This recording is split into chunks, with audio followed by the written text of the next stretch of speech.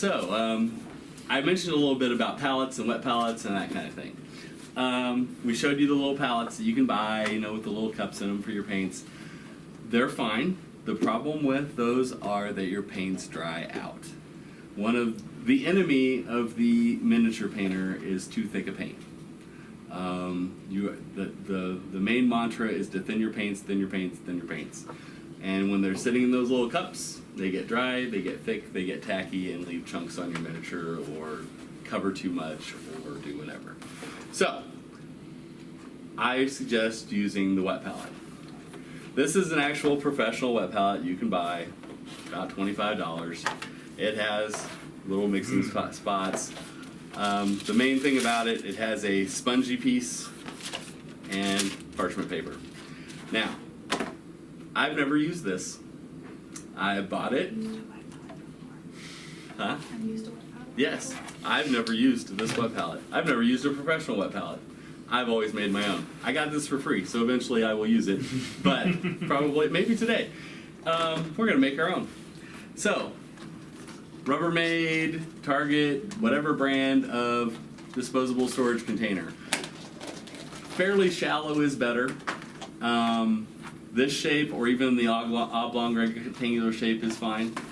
What you're going to do is get a piece of paper towel that fits the shape of the palette.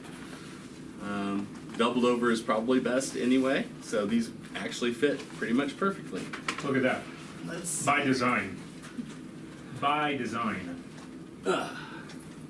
Weird. The important thing here, of course, Stefan, right, is a lid. A lid. To correspond and go along with your wet palette. Yes, not just the random lid you found in the cupboard that kind of fits. That actually fits. The one that actually fits it.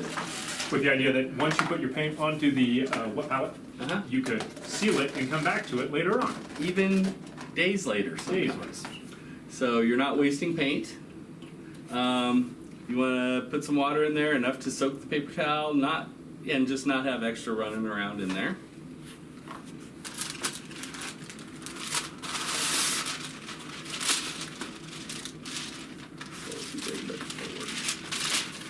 And then we're going to finish it with a piece of parchment paper. Not wax paper, parchment paper. Parchment paper is actually made or coated with silicone coating, which keeps the water from absorbing all the way through. So it makes a perfect top for our palette. Yeah, just cut it in half. Yep. Perfect. So there you go. There you go. And then you're going to press that down onto your palette so that it kind of sticks. Now, once that's done, I always pour just a tiny bit more water on top. And kind of roll it around. Some drops on top, left on top are fine. And you can actually use those drops to mix your paints as you add them in. And that's your wet palette. Simple, cheap, easy, and it's a game changer when it comes to painting. It keeps your paints moist.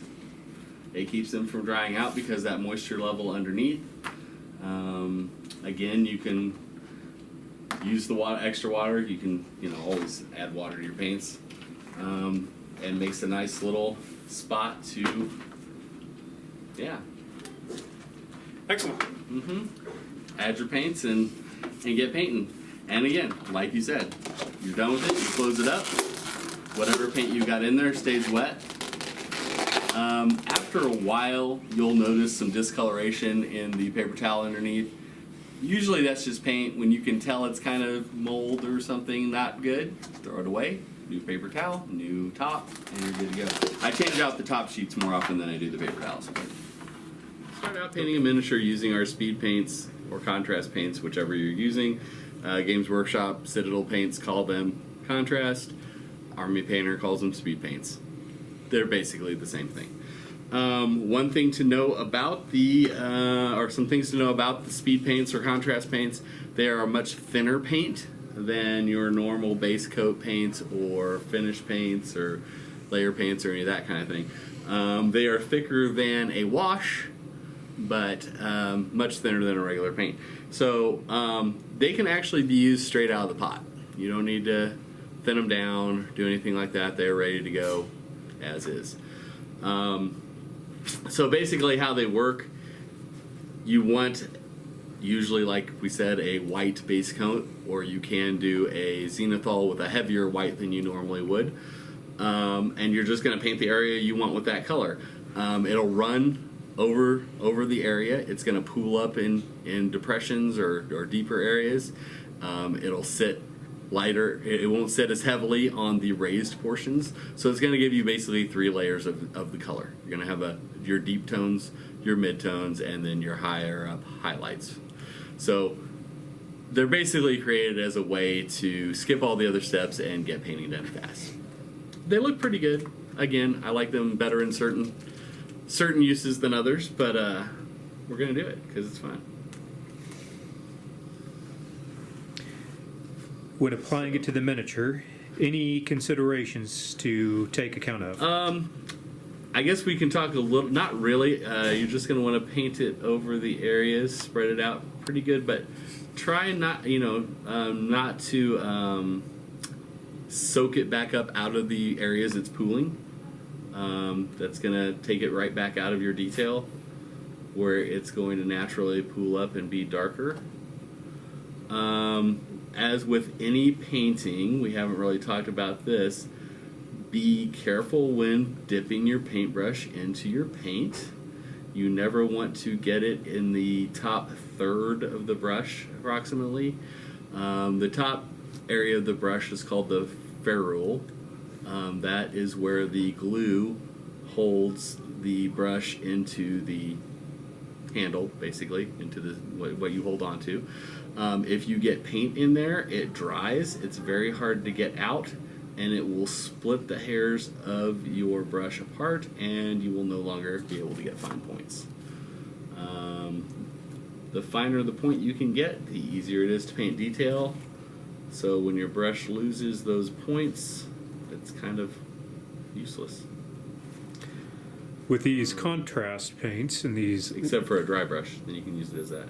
These thinner paints, you can kind of dab it onto the model and then pull the paint around, is that that fair to say? I would say yes.